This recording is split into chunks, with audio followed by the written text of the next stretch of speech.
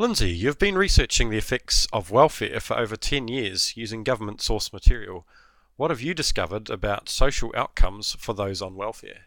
Research that was commissioned by the Ministry of Social Development back in 2002, which looked at the source of people's income and then the outcomes for their children.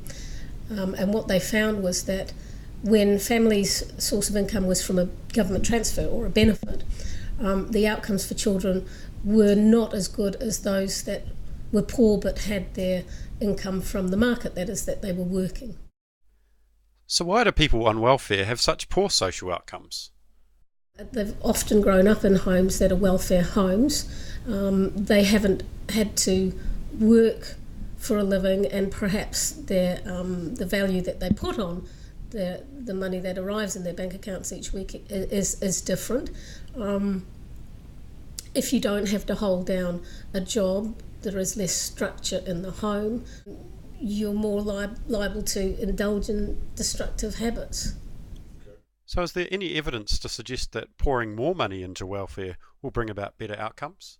Well, that's what the poverty propagandists would like to see happen. This whole redistributing from the so-called wealthy to the poor has been the modus operandi for the last 4 decades.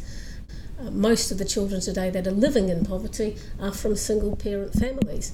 So I think if we just keep talking about pouring more money in, all we're going to do is ramp up the level of single-parent families and end up with more children living in poverty. We really do penalise people who do all the right things. We penalise people who